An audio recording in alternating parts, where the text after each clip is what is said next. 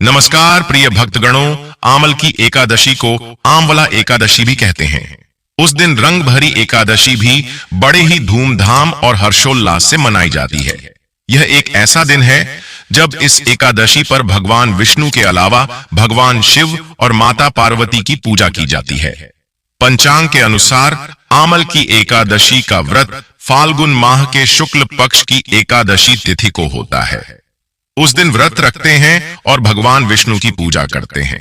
हालांकि उस दिन वाराणसी में रंगभरी एकादशी मनाई जाती है, जहां बाबा विश्वनाथ और माता गौरी को पूजा में गुलाल अर्पित किया जाता है। शिव और शक्तिनगर भ्रमण करते हैं। आज की इस वीडियो में हम फाल्गुन मास की आमल की एकादशी के बारे में बात करेंगे। आज हम आपका कंफ्यूजन दूर करेंगे कि आपको आमल की एकादशी व्रत कब रखना है, 9 मार्च या फिर 10 मार्च को। लेकिन वीडियो को पूरा देखिएगा, तभी आपकी कंफ्यूजन दूर होगी। तो आज की वीडियो में हम जानेंगे कि आमल की एकादशी इतनी महत्वपूर्ण क्यों है, और जानते हैं फाल्गुन मास शुक्ल पक्ष वर्ष 2025 फाल्गुन एकादशी व्रत के शुभ मुहूर्त के बारे में, पारण समय के बारे में, व्रत के नियमों के बारे में, पूजन विधि के बारे में, व्रत के दौरान क्या करना चाहिए, नहीं करना चाहिए, इस दिन किस चीज का दान करना चाहिए, और इस दिन खास करके कि किन बातों का ध्यान रखना चाहिए। एकादशी और द्वादशी तिथि कब से कब तक है, पूजा का शुभ समय क्या है, राहुकाल का समय क्या है, व्रत का पारण किस दिन करेंगे और किस चीज से करेंगे, हरिवासर कब से कब तक है, सारी बातें आज की इस वीडियो में जानेंगे। तो आप अंत तक वीडियो में बने रहिए। नमस्कार दोस्तों, स्वागत है आप सभी का एक बार फिर से आपके पसंदीदा चैनल हिंदू रिलीजियस टेल्स में। दोस्तों, वीडियो शुरू करने से पहले एक बार पूरी श्रद्धा के साथ कमेंट सेक्शन में लिखिए, जय श्री हरि विष्णु। भगवान हरि की कृपा आप पर सदैव बनी रहेगी, और वीडियो को लाइक करके हिंदू रिलीजियस टेल्स चैनल को सब्सक्राइब अवश्य कर लीजिए। दोस्तों, हिंदू धर्म में एकादशी व्रत को सबसे श्रेष्ठ माना जाता है, तभी तो इस व्रत का राजा कहा जाता है। एकादशी व्रत में भगवान विष्णु की पूजा की जाती है। मान्यता है कि जो व्यक्ति इस व्रत को सच्चे मन से करता है, उसे सभी पाप से मुक्ति मिलती है और उसकी सभी मनोकामनाएं पूर्ण होती हैं। सनातन धर्म में आमल की एकादशी बेहद शुभ मानी गई है। यह पर्व शुक्ल पक्ष के 11वें दिन मनाया जाता है। रंग भरी एकादशी, जिसे आमल की एकादशी के नाम से भी जाना जाता है। ऐसी मान्यता है कि इस दिन विवाह के बाद पहली बार भगवान शिव माता पार्वती को काशी लेकर गए थे, और इस दिन भगवान शिव और माता पार्वती की शादी के बाद उनका गौना हुआ था। इस दिन से ही काशी में होली का पर्व आरंभ हो जाता है और अगले 6 दिनों तक चलता है। पद्म पुराण के अनुसार आंवले का वृक्ष भगवान विष्णु को अत्यंत प्रिय होता है। आंवले के वृक्ष में श्री हरि एवं लक्ष्मी जी का वास होता है। इस दिन आंवले का उपटन, आंवले के जल से स्नान, आंवला पूजन, आंवले का भोजन और आंवले का दान करने का विधान है। इस दिन माता अन्नपूर्णा के दर्शन करने का भी महत्व है। आज के दिन भगवान विष्णु के साथ साथ भगवान भोलेनाथ की पूजा करने का भी विधान है। इस एकादशी को आमल की एकादशी, आंवला एकादशी, रंग भरी एकादशी के नाम से जाना जाता है। इस एकादशी में भगवान विष्णु के साथ साथ भगवान भोलेनाथ की भी पूजा होती है।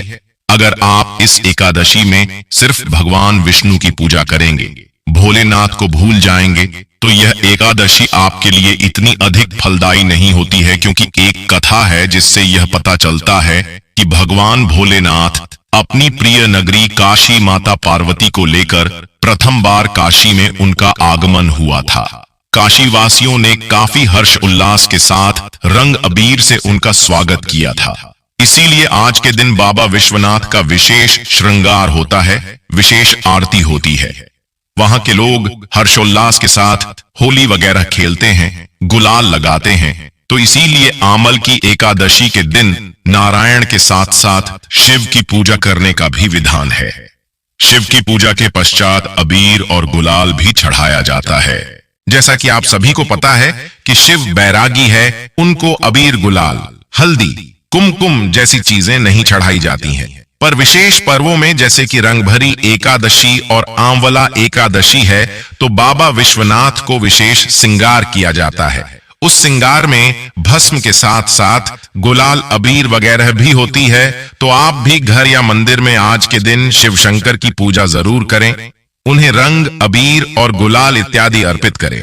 इस बात का आप ध्यान रखें, आज के दिन आप भगवान को नए वस्त्र पहनाएं, भगवान को पीले फल चढ़ाएं। आज के व्रत में जो है आंवले की पूजा होती है, आंवले का भोग लगाया जाता है, आंवला ग्रहण करना भी श्रेष्ठ माना जाता है। तो दोस्तों, आज के दिन आंवले के पेड़ के दर्शन से मोक्ष की प्राप्ति होती है, शारीरिक रोगों से छुटकारा मिलता है और मनोकामना की पूर्ति होती है।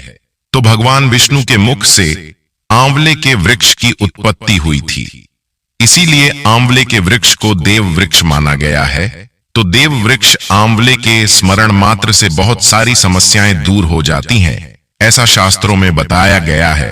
तो दोस्तों, आज के दिन आप कहीं से भी इंतजाम कर लीजिए, भगवान विष्णु को आंवले का भोग लगाएं, भगवान शिव जी को शिवलिंग पर आंवले का प्रसाद अर्पित करिए, भगवान विष्णु को भी गुलाल अर्पित करें। धन की समस्या से जूझ रहे तो भगवान विष्णु के साथ माता लक्ष्मी की आराधना जरूर करें। एक बात बता दूं दोस्तों, यह बहुत ही जरूरी बात है कि जब आप पर आर्थिक समस्या से जूझ रहे तो जब भगवान विष्णु की पूजा करें तो उनके साथ महालक्ष्मी की पूजा अवश्य करें। ये बात अलग है कि जब आप तुलसी के साथ भगवान विष्णु की पूजा कर रहे हैं तो उस स्थिति में आप श्री लक्ष्मी मां का पूजन नहीं करेंगे। तो जब आप अकेले श्री हरि विष्णु का पूजन कर रहे हैं तो मां लक्ष्मी के साथ पूजन करेंगे तो आप उनके कृपा के पात्र होंगे। दोस्तों, कहा गया है कि एकादशी तिथि में अगर मां लक्ष्मी के साथ भगवान विष्णु की आराधना की जाए तो गरुण वाहिनी मां लक्ष्मी हमारे घर में साक्षात निवास करती है। अगर बहुत सारे लोगों के घर में बहुत सारे पैसे आते हैं परंतु वह पैसे बीमारियों में और बहुत सारे ऐसे कार्य होते हैं जो अनुचित होते हैं उनमें खर्च हो जाते हैं, तो उन्हें कहा जाता है उलूक वाहिनी लक्ष्मी, यानी कि जो पैसे आपके घर में आते हैं और वह शीघ्र ही खर्च हो जाते हैं तो उनको कहा जाता है। तो ऐसी लक्ष्मी को उल्लू वाहिनी लक्ष्मी कही जाती है।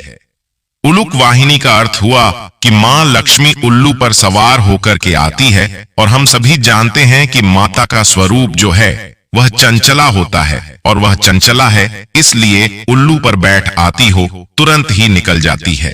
परंतु वही भगवान विष्णु के साथ जब आप उनकी आराधना करेंगे तो गरुड़ वाहिनी यानी भगवान विष्णु के साथ गरुड़ पर सवार होकर के गरुड़ वाहिनी यानी गरुड़ पर गरुड़ के वाहन पर सवार होकर भगवान विष्णु के साथ आएंगी और आपके घर में स्थायी लक्ष्मी चीर लक्ष्मी का वास होगा। तो आज के दिन माता लक्ष्मी की पूजा जरूर करें। आंवले के वृक्ष अगर आप लगा सकते हैं तो आज के दिन आंवले के वृक्ष का रोपण करना बहुत अधिक पुण्य की प्राप्ति कराता है। अगर आप बहुत समय से आर्थिक समस्या से, बीमारियों से या फिर अगर कोई कामना आज की है जो कि अधूरी है और आप बहुत तकलीफ में उस कामना को पूर्ण करने के लिए, तो आज के दिन किसी मंदिर में आंवले का वृक्ष दान करें, वहां पर आंवले का वृक्ष का रोपण करें। इससे भी आपको बहुत अधिक लाभ की प्राप्ति होगा। ऐसा करना आपको बहुत ही अधिक श्रेष्ठ फल की प्राप्ति कराता है। आइए अब जान लेते हैं आंवला की एकादशी की पूजा विधि और फिर उसके बाद जानेंगे कि आंवला की एकादशी कब है, शुभ मुहूर्त, पारण का समय, संपूर्ण जानकारी। लेकिन अभी तक आपने हमारे वीडियो को लाइक नहीं किया है तो वीडियो को लाइक करके चैनल को सब्सक्राइब अवश्य कर लीजिए। दोस्तों, इस दिन में आपको ब्रह्म मुहूर्त में जगना चाहिए। दोस्तों, आप जानते हैं कि मैं आपको हमेशा बताता हूं कि कोई भी व्रत होता है तो आपको ब्रह्म मुहूर्त में जगना चाहिए। तो ब्रह्म मुहूर्त में आप जगिए। ब्रह्म मुहूर्त में जगने के बाद सबसे पहले आप पंच देवी देवता की पूजा कीजिए। ये प्रश्न आता है कि सबसे पहले क्या करें, तो पहले मंदिर में पूजा करें या फिर कि तुलसी मां की करें या सूर्य देव की आराधना करें। तो एक बार तो बिल्कुल स्पष्ट बता रहा हूं, हमेशा बताता हूं आपको कि सर्वप्रथम आप सूर्य देव को जल दें। सूर्य देव को जल देने के बाद माता तुलसी की आराधना करें। आपको अपने घर के मंदिर में जाकर के पंचदेवी देवता की पूजा करने, या फिर आप उनसे भी अधिक देवी देवता रखे हैं, घर के मंदिर में तो आप उनकी पूजा आराधना करें। जिस प्रकार आप प्रतिदिन जो है पूजा करते हैं, उसका पूजन कर लें। उसके बाद विशेष रूप से भगवान विष्णु की आराधना होती है। भगवान विष्णु को पीत वस्त्र धारण कराया जाता है और आज की एकादशी में आंवले का जरूर भोग लगाएं। बहुत सारी समस्याएं हो रही, आप लोग का कमेंट भी आ रहा है कि आंवला नहीं प्राप्त हो रहा है। आप लोगों को तो दोस्तों आंवले की कैंडी भी चढ़ा सकते हैं। आप आंवले का मुरब्बा भी हो जिसमें आपको पता हो कि वह साफ हो, शुद्ध हो, तो भगवान को उसको अर्पित कर सकते हैं। अगर आप चाहते हैं कि धन की समस्या आपके घर में आ रही है, तो आंवले का जो फल होता है उसको अपने घर में वर्ष पर्यंत रखने से कभी धन की कमी नहीं होती है। तो अब अगर आप इस तरह से आंवले को रखेंगे तो वह सूख जाएगा।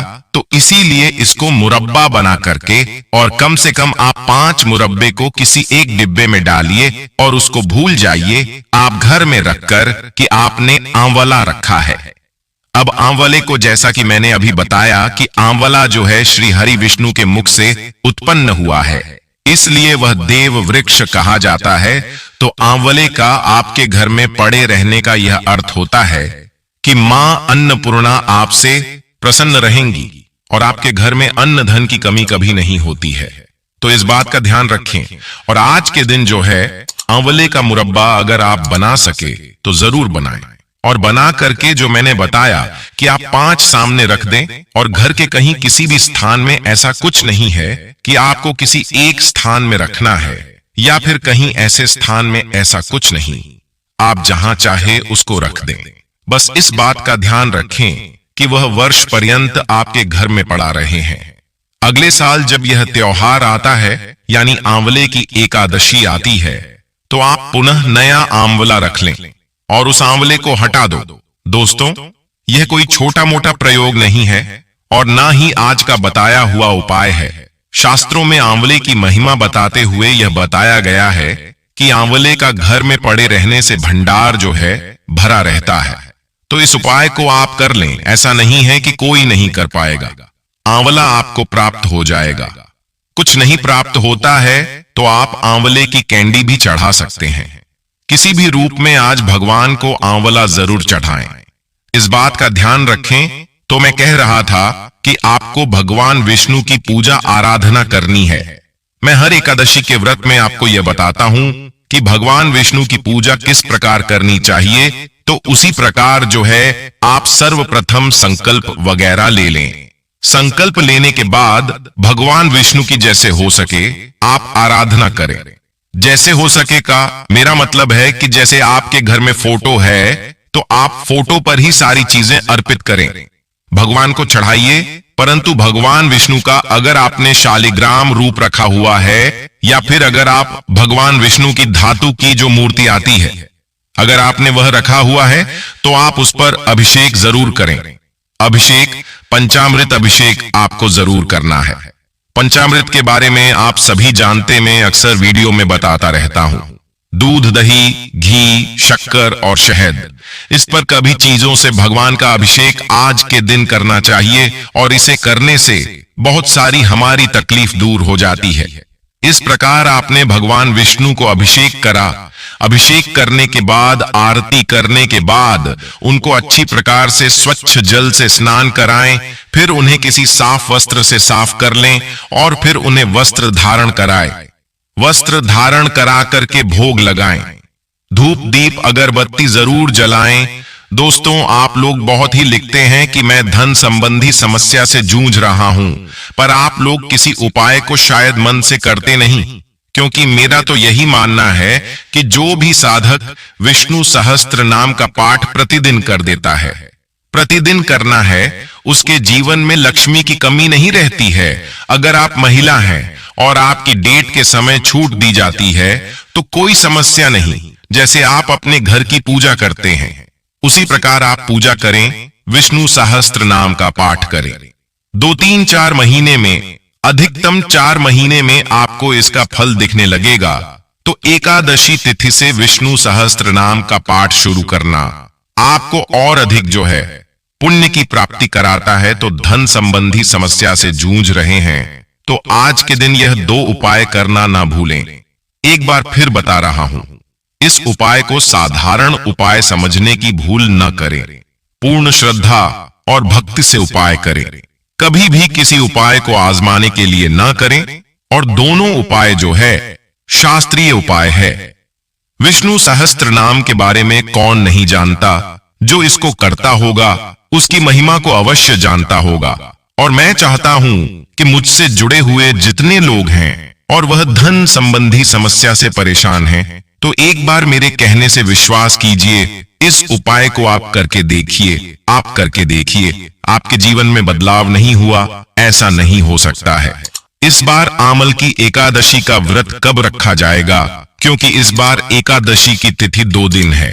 तो ऐसे में यह कंफ्यूजन है कि व्रत किस दिन रखना ज्यादा सही होगा और व्रत पारण मुहूर्त क्या रहेगा। आइए जानते हैं। फाल्गुन शुक्ल पक्ष एकादशी तिथि प्रारंभ होगी 9 मार्च, दिन रविवार को सुबह 7:46 से और एकादशी की तिथि समाप्त होगी 10 मार्च सोमवार को सुबह 7:44 पर। अब ऐसे में रविवार के दिन, क्योंकि दशमी तिथि भी है और एकादशी भी लग रही है, तो अगर बात करें कि किस तिथि में व्रत रखना सही होगा, तो जब भी एकादशी की तिथि 2 दिन होती है तो दूसरे दिन वाली एकादशी का व्रत रखना ज्यादा शुभ माना गया है।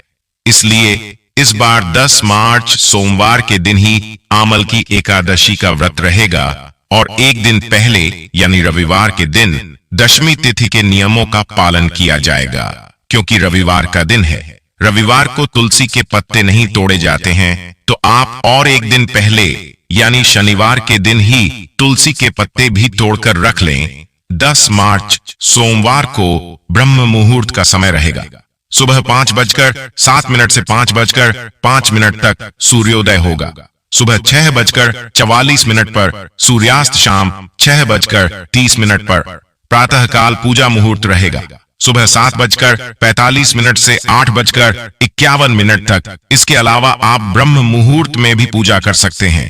शाम की पूजा का मुहूर्त शाम 6:24 से 7:39 तक रहेगा और राहुकाल का समय रहेगा सुबह 7:30 से 9 बजे तक। इस बार एकादशी के दिन सर्वार्थ सिद्धि योग सुबह 6:36 से लेकर रात 12:51 तक रहेगा। शोभन योग सुबह से लेकर दोपहर 1:57 तक रहेगा। रवि पुष्य नक्षत्र का शुभ योग भी बन रहा है, जो कि पूरे दिन रहने के बाद रात 12:51 पर समाप्त होगा। और भद्रा इस बार सुबह 6:36 से 7:44 तक रहेगी। कुल अवधि भद्रा की होगी 68 मिनट। और इस बार भद्रा का वास रहने वाला है मृत्यु लोक में। मृत्यु लोक में भद्रा रहने पर यह पृथ्वी लोक के लोगों के लिए अशुभ होती है, लेकिन भद्रा के समय आप पूजा कर सकते हैं। और अगर कोई शुभ काम करना चाहते हो तो भद्रा काल समाप्त होने का आपको इंतजार करना चाहिए। द्वादशी तिथि प्रारंभ होगी 10 मार्च सोमवार को सुबह 7:45 से और इसी के साथ हरिवासर का समय भी शुरू हो जाएगा। द्वादशी तिथि समाप्त होगी 11 मार्च मंगलवार को सुबह 8:13 पर और द्वादशी तिथि यानी 11 मार्च मंगलवार को सूर्योदय होगा सुबह 6:45 पर। सूर्यास्त होगा शाम 6:30 पर। ब्रह्म मुहूर्त सुबह 5:06 से 5:44 तक रहेगा। प्रातः काल पूजा का मुहूर्त सुबह 5:22 से 6:35 तक। अभिजीत मुहूर्त दोपहर 12:13 से 1 बजे तक रहेगा और राहु काल रहेगा दोपहर 3 बजे से 4:30 बजे तक। हरिवासर का समय 10 मार्च सोमवार को यानी एकादशी व्रत वाले दिन ही दोपहर 1 बजे तक समाप्त होगा। तो हरिवासर जब तक रहता है तब तक व्रत नहीं खोलना चाहिए। लेकिन बहुत से लोग इस बार भी जानकारी के अभाव में हो सकता है कि रविवार के दिन एकादशी का व्रत रखें। अगर आपने एकादशी का व्रत रविवार के दिन रखा है तो ऐसे में आप सोमवार को दोपहर 1 से 3 बजे के बीच में ही पारण कर सकते हैं। सुबह के समय पारण नहीं किया जाएगा और आमल की एकादशी का व्रत खोला जाएगा। 11 मार्च मंगलवार को सुबह 6:44 से 8:13 के बीच में ध्यान रखिएगा। 8:13 के बाद से द्वादशी तिथि समाप्त हो रही है, इसलिए आपको द्वादशी तिथि के अंदर अंदर ही व्रत खोल लेना चाहिए। यह थी आज की वीडियो। अगर आपको जानकारी पसंद आई हो तो वीडियो को लाइक करके हिंदू रिलीजियस टेल्स चैनल को सब्सक्राइब भी जरूर कीजिए, ताकि इस दिन सुनाई जाने वाली कथा भी आप समय पर सुन सकें। धन्यवाद। जय श्री राम। हर हर महादेव।